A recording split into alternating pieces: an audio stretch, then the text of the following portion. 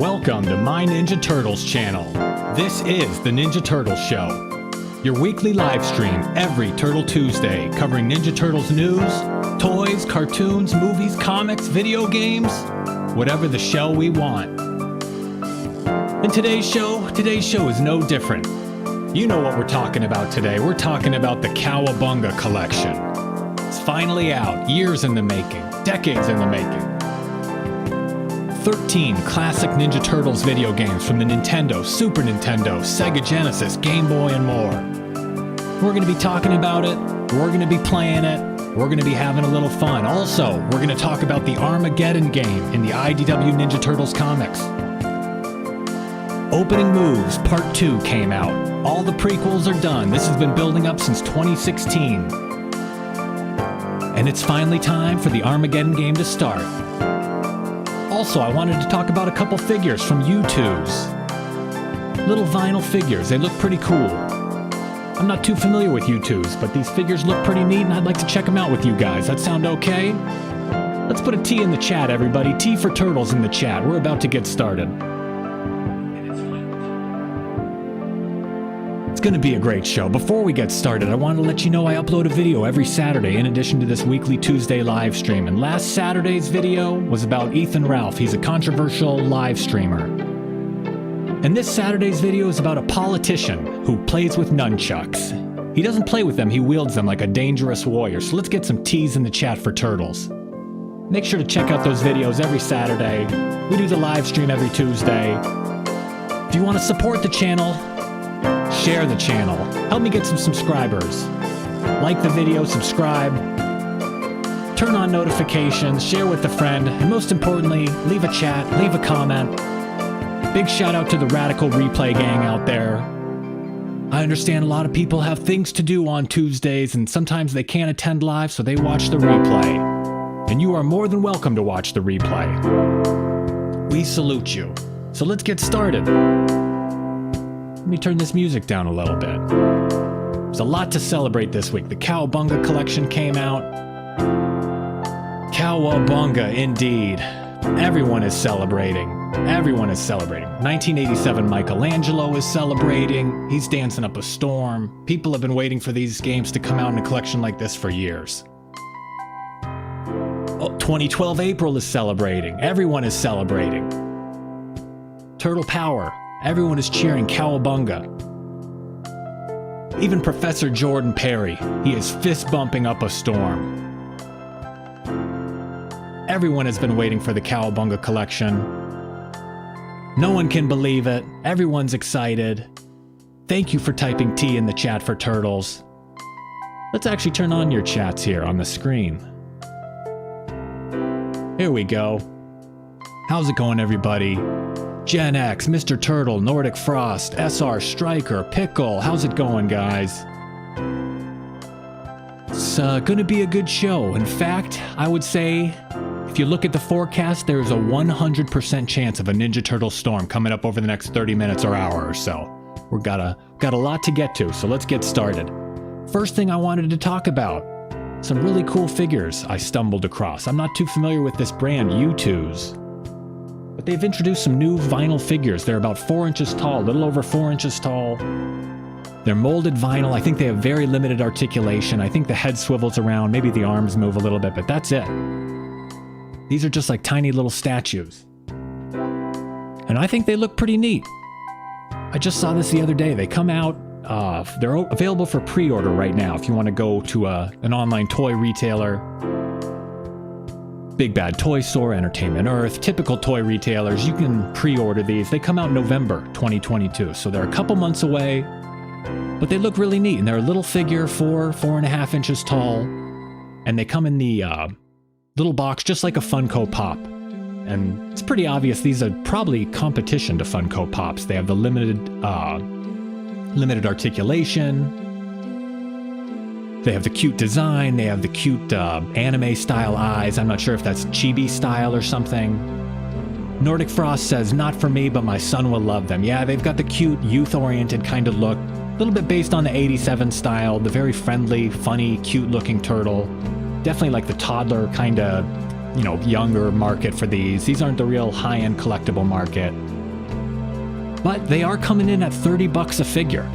So a little bit pricier than the Funko Pop, maybe a little bit more boutique. They seem to have a little bit better of a design, if you ask me. They seem to have a little bit more put into the design. And I think they look great. There's 6 of them coming out, all 4 of the turtles. The colors look great, the design looks great. The shells look, these are cute little figures. It's what they're supposed to be. They're little trinkets you put on the shelf. And I think they look really cool. Splinter and Shredder are coming out in addition to the 4 turtles. And I love the way the packaging looks. Splinter looks so cool.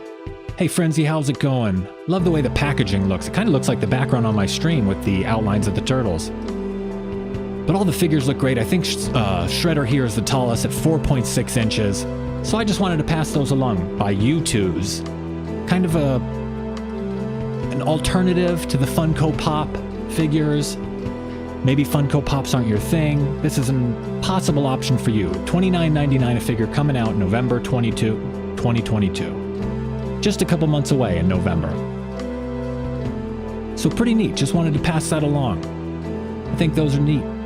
Cool little figure. Going to be a lot of Turtles stuff coming out this fall. And in addition to those figures coming out, there's going to be some comic books coming out this fall. The Armageddon Game wrapped up its prequel last Wednesday. Opening Moves Part 2 came out last Wednesday. And I gotta say, it was pretty good. This has been building up since 2016. It's supposed to be a big story, kind of the return of Tom Waltz. He stepped away after issue 100, the writer Tom Waltz. He stepped away after issue 100. He's been replaced for now by Sophie Campbell. And right now, it's been a big build-up to this. The 2020 annual was a build-up to the Armageddon Game.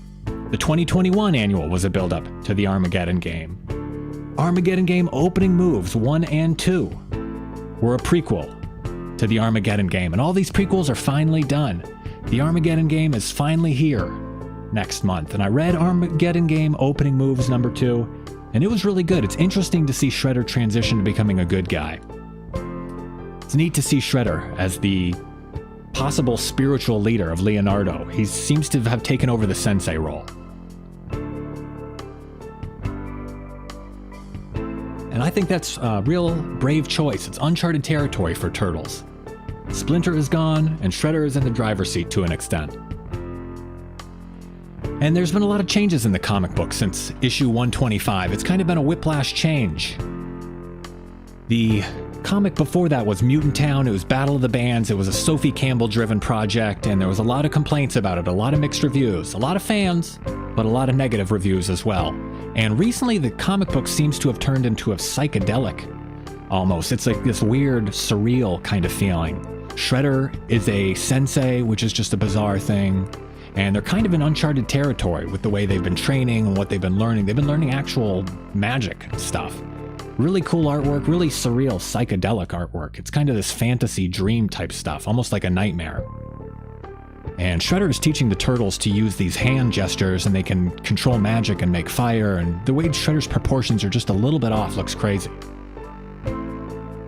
Like I said, we think Leo's going to have to tap into his dark side.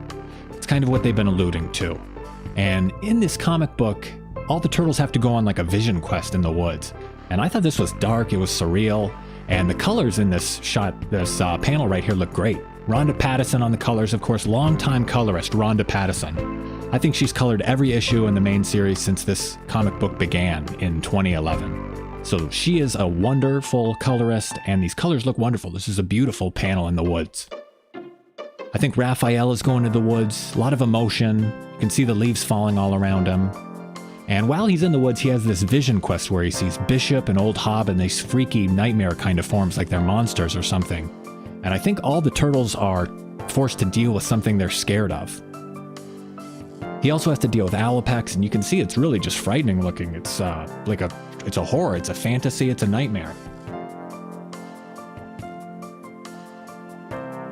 So I'm really excited about where this series is heading. I think this is an interesting turn. It's definitely a different vibe than it was pre-issue 125. And you can see Michelangelo had a vision quest here too. He had to deal with a nightmare where he saw Slash, who of course passed away in the comics. So he's seeing his dead friend and his dream and his nightmare he's seeing his dead friend. So this is frightening stuff. He's also seeing all the orphans, all these little kids' heads that are in Slash's belly. So this is really dark stuff. This is a lot different than the Battle of the Bands and introducing the Slithery and the Weasels and all that kind of stuff. All the relationship-based, like a CW kind of fanfic drama. It's definitely a different direction. Donatello also has a vision quest. SR Striker is saying body horror. Yeah, body horror. It's definitely frightening. Donatello here has to fight Bebop and Rocksteady. They're kind of welded together. It's this two-headed monster, and they rip off his shell like they did earlier in the comic book series. So they're all dealing with things they're afraid of, things they have to conquer, fears, challenges, adversity in their mind. And even Jennika, our new 5th female turtle. She's dealing with all of her exes, men and women. Of course, Jennika is apparently a bisexual now. That was kind of a retcon, creepy, new addition. So she's dealing with all of her exes now. And a lot of the issue 131, 130, and these Armageddon Games issues, they center around Shredder. They don't really center around the Turtles. They focus on Rat King, Shredder, all these additional secondary characters other than just the Turtles and Splinter. So it's nice to see Kitsune and Shredder flying around. And they really just fly around for a lot of issue 131. It's kind of like an Ebenezer Scrooge, Ghost of Christmas Past thing. And it's bizarre to see Shredder flying around. He goes in Krang's brain, Leather Krang, of course. And you see him flying around. Shredder flies into Baxter's brain and goes inside his mind and his memories and stuff. Man, it's just really bizarre. Like I said, it's surreal. It's psychedelic. It's definitely a different tone than pre-issue 125. So I'm excited to see where it's going. Tom Waltz is kind of back in the driver's seat to an extent. Tom Waltz is holding the reins for the Armageddon game. It almost seems like the main action is going to happen in the Armageddon game. So we're going to have the main series, the Armageddon game miniseries, and also the Alliance miniseries. So there's going to be 3 concurrent comic books running, all telling the same story. The Armageddon game is going to be an 8-issue miniseries, and it's going to tell the story of the Armageddon game. And the Alliance miniseries, I'm not sure how many issues it's going to be, but the first 2 each appear to be focused on one character. Alliance number 1 is focused on Karai. Alliance number 2 appears to be focused on Casey Jones. So this is going to be like a year-long event. And I think it's going to be a big change in the Turtles' lore and storytelling and just the way they go about things. I think it's going to be a little bit of a change for the status quo. Status quo is going to get disrupted, but it seems pretty exciting. They're introducing a lot of new characters, a lot of bizarre new characters, honestly. Leather Krang. SR Striker says, what do you think about Leather Krang? I think it's a really unique idea. I think it's bizarre to see the horror aspect of it. Like some people mentioned earlier, to see Krang just living inside of Leatherhead's stomach like a parasite. And I don't know how this is going to end up for Leatherhead. It's worrisome, but I think it's a dark new turn, and all these new bizarre characters are pretty interesting. And you can see there's a possible new character here on the screen right now on the left side of the screen. And it's not really a new character, but it's a character you might recognize. If you zoom out, if I zoom out a little bit here, you can see the horns. There's one on the left side of the panel and then one on the lower right side of the panel. And in the middle, you see some hair.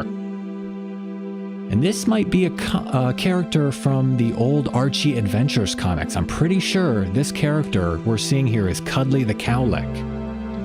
And I'm not sure if you're familiar with Cuddly the Cowlick, but Cuddly the Cowlick was just a cow head with no body that floated around like a spaceship and was used as transportation for the Turtles back in the Archie Adventures comics in the early 90s. So they're bringing back a really cool character and a really obscure character as well, but a beloved fan favorite character.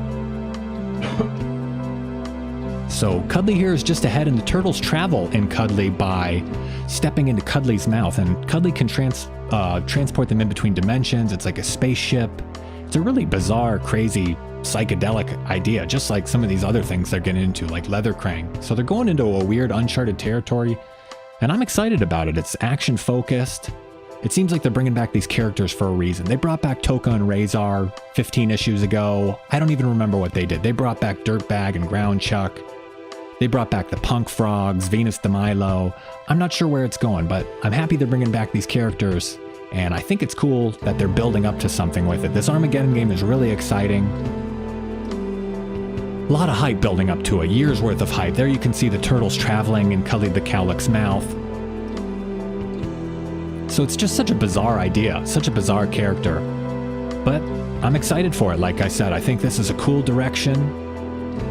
And you can see here in another panel, Cherube, another character from the Archie Adventure series. In the center panel, she is on Cuddly the Cowlick's tongue, it looks like. She's climbing up onto his tongue to get into Cuddly the Cowlick's mouth.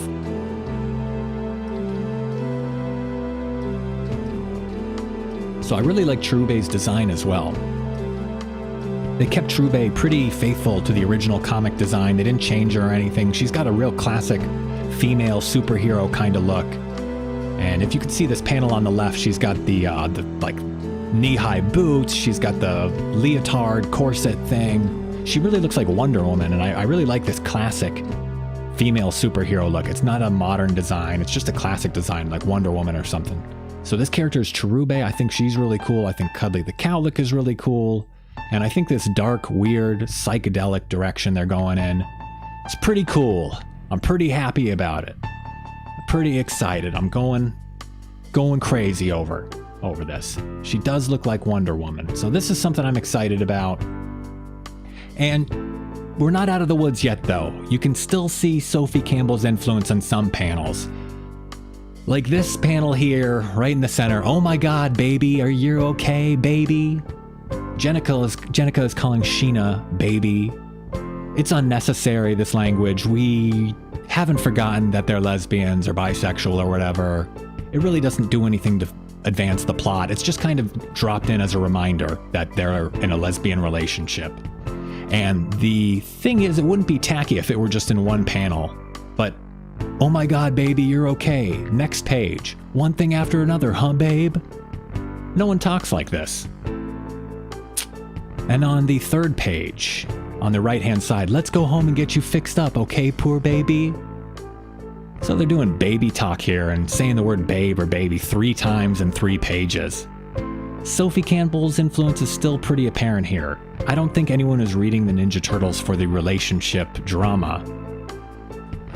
I've never heard anyone recommend the Ninja Turtles comic because of the lesbian relationship in the comic. They recommend it for the action, for the exciting story, for the cool characters, for the comedy. I don't think romance really has a place in Ninja Turtles comics. I remember the April and Casey miniseries didn't do well from IDW a few years back, like 5 years ago. That wasn't well received. The romance, there's just no room for it. They're already doing sci-fi, horror, action, adventure, martial arts, comedy. It's just too much. The romance stuff just doesn't fit in, if you ask me. So, that's it. That's the Armageddon game. Coming soon to a comic book stand near you. The prequels are over. We've been leading up to this since 2016, and I think Armageddon game starts on September 28th. So about a month away. And I think it's going to be like a year-long event by the time all these issues are done. 8 from the main Armageddon game miniseries. I'm probably around 8 Alliance miniseries, plus the main comic, so. We've got a full year of Ninja Turtles comics in front of us. Shredder being a good guy, Rat King trying to take over the world. So this is something I'm excited about. And another thing I'm excited about, I stumbled across in a podcast I listened to this week. Epic Tales from the Sewers. Do you listen to this Ninja Turtles podcast? Epic Tales from the Sewers. Great podcast. And I was listening to it this week, and I heard about someone who has a YouTube channel named Kirk Cooks. And Kirk Cooks is a Ninja Turtle fan. And he was interviewed on this show. They did a little feature on him on Epic Tales from the Sewers. And Kirk Cooks has a YouTube channel. And he is a chef. Kirk Cooks. Self-explanatory. And he cooked all 67 of the pizzas that were mentioned in the original animated series. And he documented it on his channel. So he does all these goofy flavors, hot fudge and liverwurst, disgusting, gumdrop and choco chip, the seafood pizza, the Merdude special, all sorts of stuff, guacamole and marshmallow. And he cooks a bunch of regular pizzas too, but he cooks all the zany pizzas that were featured in the 1987 series. And I think stuff like this is just so fun and so funny.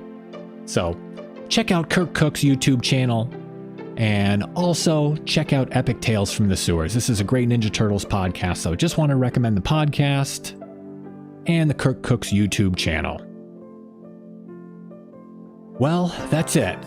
That's about it, except for the Cowabunga Collection. Type C in the chat if you're excited for the Cowabunga Collection. Let's see some C's in the chat. Let's type a C in the chat for the Cowabunga Collection. I'm ready for the Cowabunga Collection. I hope you are too. Let me open this up here. It's supposed to be a pretty fun game, and I'm going to show you some cool aspects of the Cowabunga Collection. I just got it today, just came out today.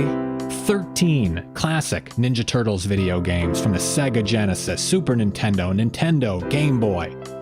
They collected all the classic Ninja Turtles games. They updated them.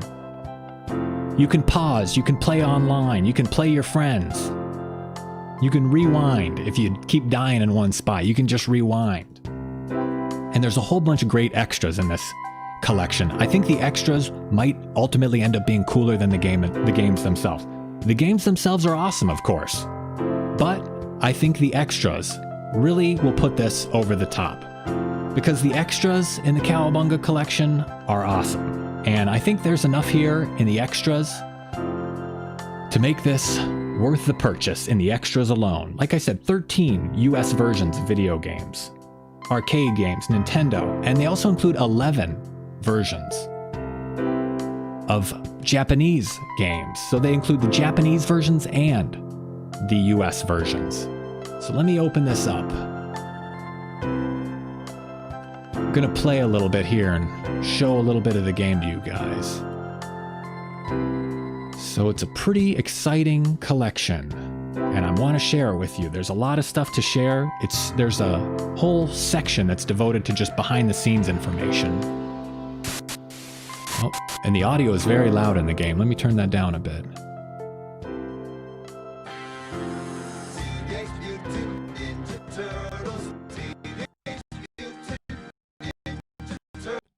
Oh, that's not playing well at all. Well, let's just skip through this. Well, I'm not sure why it's playing so glitchy. Okay, here we go. That's a little bit better. Turn that down a little bit. Is that audio okay? Can you hear me and you can hear the music? Is this sounding okay, guys? Is this sounding alright? Type 1 if you can hear me okay. Yeah, that's one of my little nitpicks right off the bat is the music. There's no audio adjustments in the game. You can't turn audio up or down. You can't turn sound effects up or down. You can't control the music up or down. Okay. But hopefully it sounds all right. So I'm going to get started here. Really cool game. Really cool collection. Yeah, right off the bat, you can't adjust the audio. That was frustrating. So hopefully this mix sounds okay. Hopefully I'm coming through all right. But let me show you what's going on here. You've got the games. This is the game section. So you can scroll through all the different games here. This is the arcade version of Ninja Turtles. Ninja Turtles in Time. Turtles in Time for arcade. And then this is the Super Nintendo version, Turtles in Time. Super Nintendo Tournament Fighters. Sega Hyperstone Heist. Sega Tournament Fighters. Nintendo Teenage Mutant Ninja Turtles. Ninja Turtles 2, the arcade game for Nintendo. Ninja Turtles 3, the Manhattan Project for Nintendo. Tournament Fighters for Nintendo. Fall of the Foot Clan for Game Boy. And like I mentioned, they have the Japanese versions as well. So Fall of the Foot Clan was just called Teenage Mutant Ninja Turtles in Japan. Ninja Turtles 2, Back from the Sewers for Game Boy was also Turtles 2 in Japan. And Radical Rescue, Turtles 3 for Game Boy. Here you can see some of the different Japanese art, and it's really cool to see the Japanese versions of the games, and they have different names. Super Turtle Ninja. Different artwork. Really cool artwork for the Japanese versions of some of these games. Mutant Warriors. So they had different names, they had different artwork, and some of the gameplay is different as well for the Japanese versions. This one was called Return of the Shredder instead of the Hyperstone Heist for Sega Genesis in Japan. And these games all come from the late 80s and early 90s. Tournament Fighters. This one, Legend of the Extreme Ninja Turtles. That Japanese artwork looks awesome. So this was the original Ninja Turtles game for Nintendo. It was called Legend of the Extreme Ninja Turtles. So there's a lot of stuff you can do inside these games as well. I'm just going to play Follow the Foot Clan here to show you a quick example of all the things you can do. And they all come up with a cool different border. Each game has a different border, and you can see the game is in the center there. And there's a bunch of different stuff you can do. You can adjust the screen size to make it full screen. You can do a widescreen kind of thing. Looks crazy to me, but I like the original with the border. And there's also different filters you can put on, like a TV filter. It kind of changes the way it looks. There's also a monitor filter, an LCD filter, and they really give the gameplay a lot of character, but it looks weird to me. I don't know. It looks kind of rough if you ask me. So I just like the original no filter. And you can even toggle the border on and off. So there's a lot of customizable stuff in this game. And there's a lot to play with as well. So in addition to the games themselves, each game comes with a strategy guide. And you can just pause it and access it just right in the game like this. And there's a bunch of cool stuff in here. The game came out August 1990, so about 5 months after the first Ninja Turtles movie, the 1990 movie. And you can just go through tip by tip, and it explains how to play the game and gives you a little bit of direction and strategy and a little bit of advice. A little bit of tips and tricks, like a Nintendo Power kind of thing. And I think that was their goal. So here we go. Follow the Foot Clan. I'll just play a little bit to show you a little example of the gameplay. And I think there are cheat codes in this game. So some of the games you have to type the cheat code, and some you can just manually select it. Some of the games you have to type it the old school way, but some of the games just have it built in as an option where you don't have to enter a cheat code. You can just choose which level you want to start at, or you can choose where how many lives you have and that kind of stuff. It's not really a cheat code, it's more of just an option. So this is an old Game Boy game, and even on a big screen it looks pretty, I mean, it looks low resolution. It's a simple Game Boy game, of course, but I think overall it looks pretty cool. The graphics are fluid and smooth. The gameplay is fun. These classic games are fun. They had to have cool gameplay to be successful. You couldn't just rely on cool graphics. Oh, I meant to show you something here.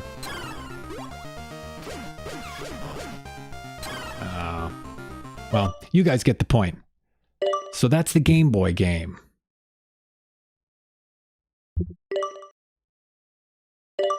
Okay, let me quit out of this. So these are the games. You can play online, you can pause, you can rewind. A lot of function, a lot of functionality, a lot of features, online play. And like I said, the games look great. Tons of customization. Whatever you want in these games are awesome. And like I said, online play. And the coolest thing about the Cowabunga Collection, if you ask me, it's called the Turtles Lair. And the Turtles Lair is a collection of media and design documents that went into making all these games and making this collection. So you can see here the menu. You have boxes and manuals. It includes all the classic game boxes and game manuals. So you can just scroll through. This is what the Nintendo box, the box that the Nintendo game came in. This was the box, front and back, and it's really interesting. So I guess this is the Japanese box, and you can see there's even Japanese characters on the back, and some of the stuff is even translated. It's really cool. It has captions, Manhattan Project, more Japanese box art. Really looks awesome. So all the box art and all the game manuals as well. So you can flip through the original game manual. This is the one that came with the NES, the original Nintendo game. And it's cool to just flip through the box art and check out all the stuff, and it's the exact same way it probably used to look when these came out. So it's the original stuff, and they even include the Japanese versions of the manuals. I don't read Japanese, but it's so cool to look through and look at the different art and the different design choices and the different styles. And some of these have captions. but it doesn't look like this one has any captions. But so this is one of the Japanese manuals, and all the game's manuals are included. Fall of the Foot Clan, the Japanese Game Boy game, Hyperstone Heist, Tournament Fighters, Turtles in Time, Mutant Warriors, whatever you want. So these are really cool, and they come with little descriptions of what they are, and everything is tagged as well. So it's really cool stuff. There's also a bunch of ads and catalogs and magazine advertisements for these games. So they give you a lot of context for when these games came out and all the excitement around these games. They're all in one place. Nordic Frost says it'll be nice to have them all in one place without carts. I completely agree. No emulation, no bunch of different carts, no getting dust out of a Nintendo cartridge. So a bunch of classic advertisements, bunch of classic artwork, even from Japan. This is how they were advertised and marketed in Japan. I think it's so fascinating. Nordic Frost says Hyperstone Heist is my jam. Very nice. Turn your house into a sewer. So really cool stuff. Classic advertisements. And there's also the media kit, the press release that Konami put out. The different press releases that Konami put out back in the day. Probably typed on a typewriter, and they sent these out to get press, to get people to write about their video games. And it's really cool to see this vintage stuff. This is the way the game was presented back then. It's a real time capsule. And I think it's a lot of history, and it's almost like a documentary that you can flip through and choose your own adventure with all this information that's supplemental to the games themselves. So even if you don't want to play the games, there's enough stuff in here that you can just look through for probably hours. I mean, I barely scratched the surface when I was getting ready for this. And they also include a lot of the inspirations. The inspiration for some of their designs in the games and Turtle stuff in general. So they give all the covers. They show a lot of the classic covers to Ninja Turtles comic books. Oh, those are... So these are the classic covers. Old classic OG Turtles comic fans probably remember some of these covers. These came out in 92, 93. This is the original City at War arc. So these are the original comic book covers. These are the original comic books. Kevin Eastman and Peter Laird.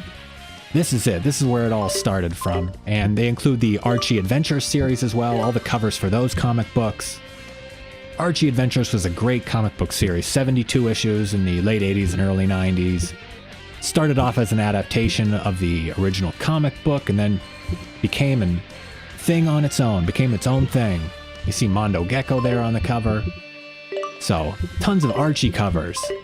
All the Archie covers. And they also have all the IDW covers. So they've included like hundreds of covers here. So just tons of Ninja Turtles memorabilia, history.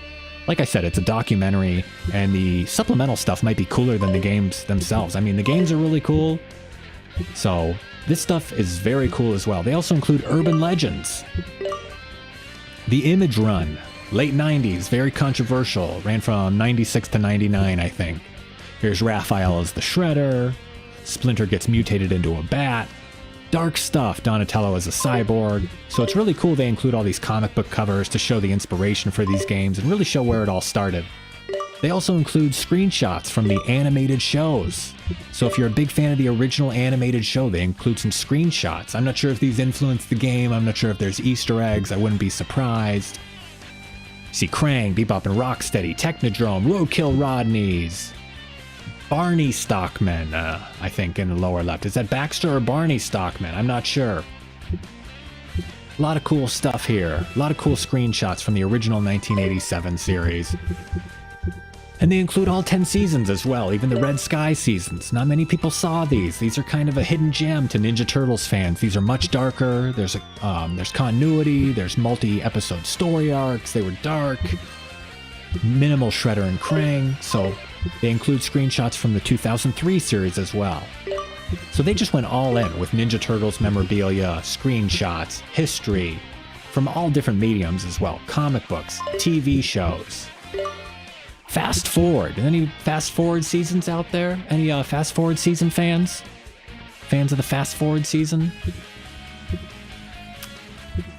Love the Fast Forward season. Gen X says the 5-part cartoon miniseries was my gateway drug for TMNT. The 5-part first season cartoon miniseries was wonderful, and it's probably the best season. I would say it's definitely the best season of the original cartoon show. It's animated well, it's got a cohesive story. Just like the 2012 show, cohesive story. A lot of screenshots, Master Splinter, Karai, young Casey Jones and young April, Mutagen Man. So it's awesome they include these screenshots.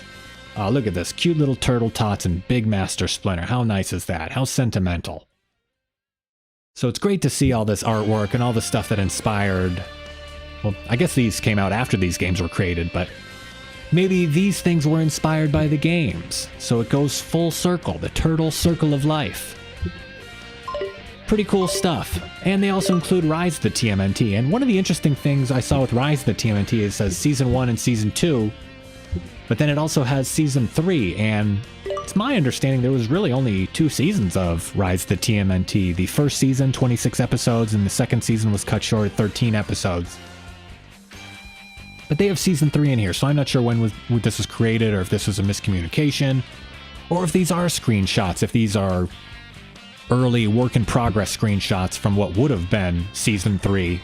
See Lujitsu there with the turtles, but some of this stuff was definitely featured in Season 2. Baron Draxum. But it's cool nonetheless. I like this stuff. April O'Neil, Splinter, the Brownies. And some of this artwork I don't recognize, like that on the top there. I'm not sure April's outfit. I don't know what episode that was from, if that's from Season 2 or if that was a teaser from Season 3 or something. But a lot of cool stuff, a lot of cute stuff. Turtle Tots and Lujitsu up there at the top. So that's Season 3, or at least it's labeled as Season 3 of the Rise of the Teenage Mutant Ninja Turtle show. And now they have behind-the-scenes stuff, so we've barely even scratched the surface. We're just now barely getting into it. So these are style guide excerpts. These are what were provided to Konami to create the game. These were provided by Mirage Studios. And these give like a color palette. It's a style guide. They say how to draw them, what colors to use for consistency. So these were provided by Mirage Studios to the video game makers. And it's really cool to just see these original design documents. And these are more documents that they've provided. These are just sketches about how they design the game. And you can see these are in Japanese, and they even come with translations. I'm toggling them on and off here.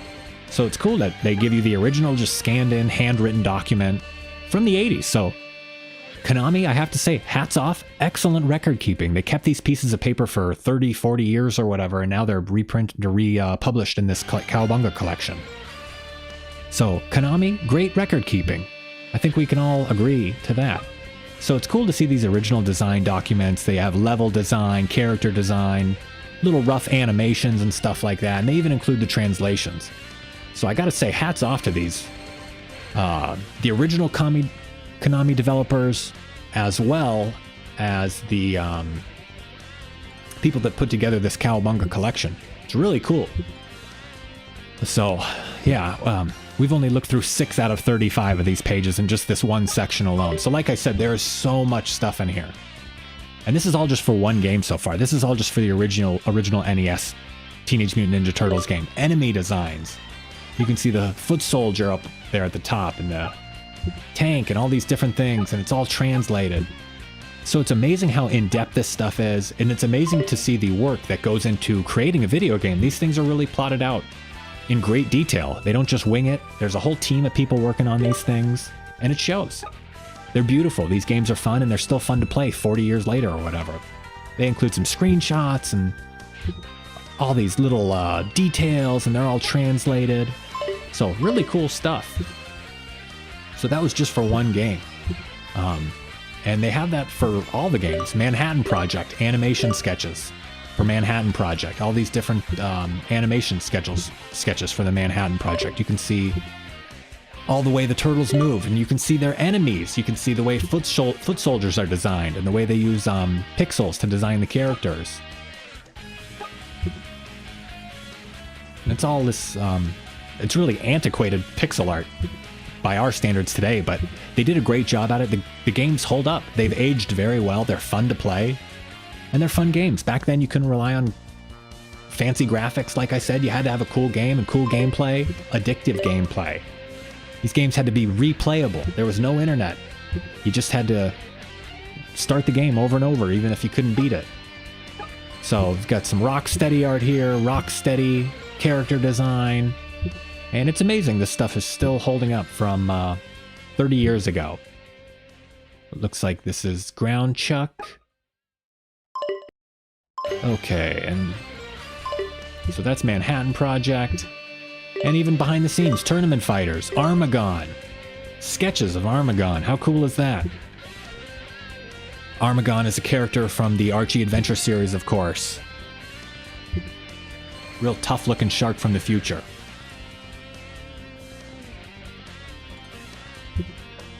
And all these different poses, different postures, little changes. It's just so fascinating to see. Asuka, I think this character was created for the game. I'm not sure if this was supposed to be Van Mee from the third Ninja Turtles movie where they travel back to feudal Japan. They changed it to Asuka. But Chrome Dome. Cool toy that turned into a video game character or vice versa. Cyber Shredder. So, all these cool characters. Karai. How nice is that? Rat King and the Turtles themselves. Even the Turtles. So, awesome stuff. Character models as well that showed them from front and back and just show how they stand and how they look and how big they are in proportion to each other. So the care and the time that went into this Cowabunga collection is amazing. This is unbelievable. There is hours and hours and hours of material in here. There's probably hundreds, if not thousands, of documents. And I don't even know where to start. We've only scratched the surface. There's so much more to show to you. So here's more information about how the characters move, and how they're designed, and how they are animated, and how they look and play in the game. So, and here, cheerleader costume concepts. So amazing stuff here. Va-va-voom. Cinematics. So there is a ton in here. I highly recommend this game for Ninja Turtles fans. It's out today on PlayStation, Xbox, PC, Nintendo Switch. Wherever you play video games, this game is out for you. This is really high quality. I agree, Mr. Turtle, really high quality for a retro game. I think they've raised the bar for all these classic collections. I'm not sure if there's going to be a Sonic the Hedgehog collection coming out or a Mortal Kombat collection. They have raised the bar big time. So that's behind the scenes for the games. And also, if that's not enough for you, they even have a music section. So if you want to rock out to some music, you can rock out to some music. Let me turn this up a little bit. I'll talk it in like a radio DJ. Let me talk it in like a radio DJ. Coming at ya, Teenage Mutant Ninja Turtles, #1 for the Nintendo Entertainment System. Coming at ya, theme of TMNT. Coming at ya.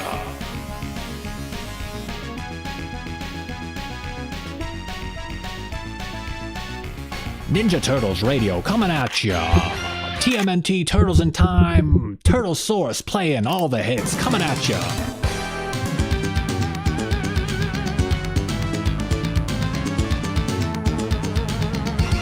WTMNT playing Sewer Surfing, coming at ya.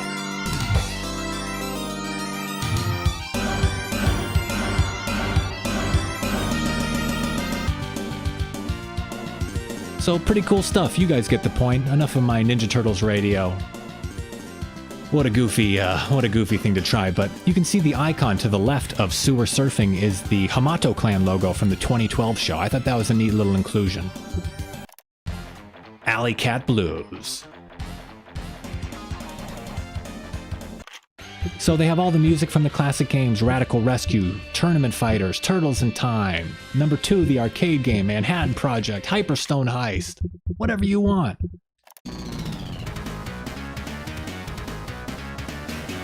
These songs are bangers. These songs go so hard still. Man. So that's all the music, and if that's not enough for you, they include strategy guides for every single game like I mentioned earlier. Is the music too loud? I turned it back down, right? Am I coming through okay? Yeah, well, they have strategy guides for each game. You can see original release date 1989 in the US. And you can go through the original arcade game. They have tips and tricks, just like Nintendo Power Magazine. And they have strategy guides for the arcade games as well. Turtles in Time. Look at this. It's different than the console version. You see the pizza monster. Great artwork in these things too. Little tips as well. And these are new. These aren't vintage. These are produced new. They're produced new to look vintage, but strategy guides for pretty much all the games. Turtles in Time, Tournament Fighters. And for Tournament Fighters, they include all the different, like punch moves, all the different moves and combinations, special moves. So, pretty cool. Spinning uppercuts, spin attack, whatever you want. This game has it. Armageddon, War, Rat King. Look at how crazy Rat King looks. Look at how frightening he is. Look at this. Looks awesome. Really cool. Rat Bomber is his special move. So if that's not enough for you, the icing on the cake is all that stuff I showed you that isn't the game. It's all searchable. So if you want to go through and search for a specific character, let's say you want to search for Triceratons. You go through and you just select Triceraton from the search filter here, and every instance it'll pull up a Triceraton if it's featured in the artwork, if it's featured in the manual, if it's featured in the music. So you can see the Triceraton in these advertisements here. You can see the Triceraton featured on the box art. You can see the Triceraton featured on these comic book covers.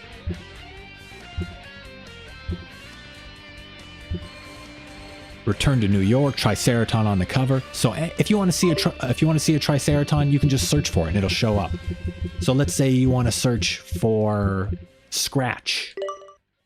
Of course, Scratch is a very hard to find action figure now. Scratch was a old vintage action figure. It's the cat in the upper left, the jailbreak cat.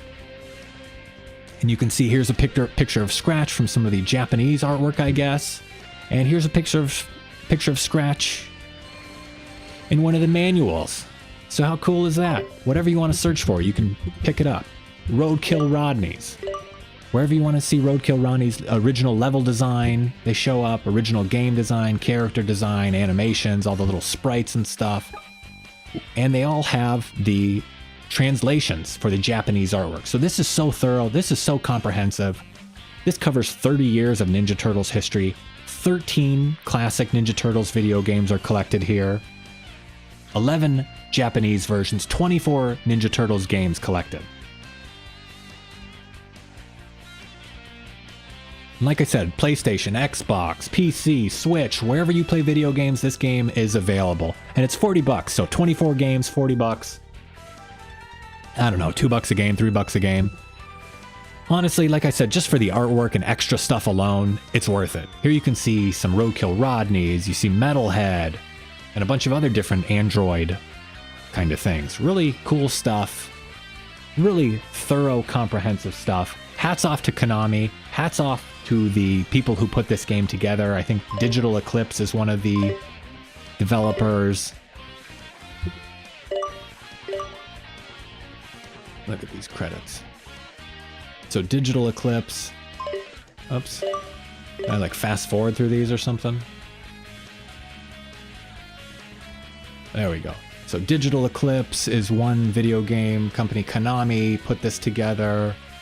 Whole team of people, 30 years worth of people, generations worth of people. I'm sure some of the people that put these games together in the late 80s and early 90s aren't even around anymore. So a lot of people from Paramount involved. A lot of the licensing stuff involved.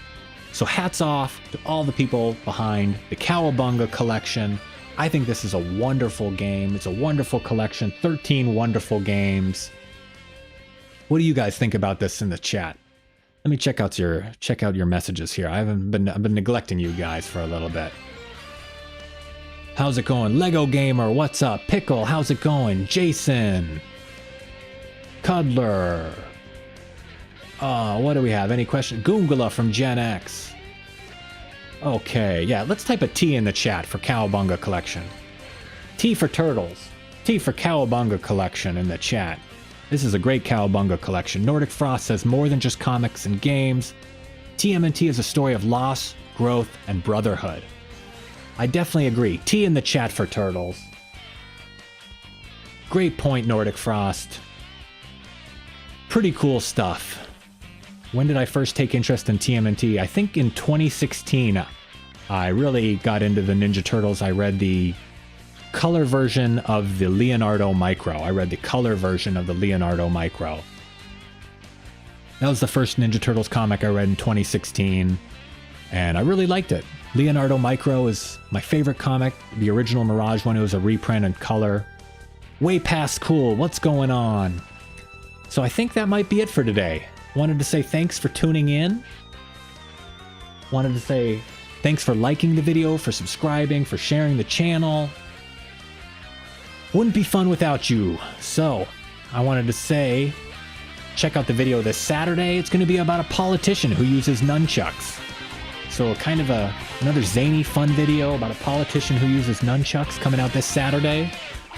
And if I don't see you this Saturday, I will see you next Tuesday for the next edition of the Ninja Turtles show. Thanks again for watching my Ninja Turtles channel.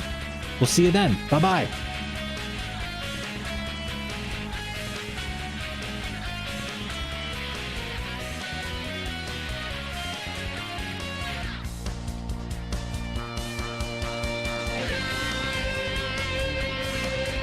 Thanks for watching. Feel free to leave a comment and share this video. Make sure to give the video a thumbs up and subscribe to the channel for more Ninja Turtles videos like this.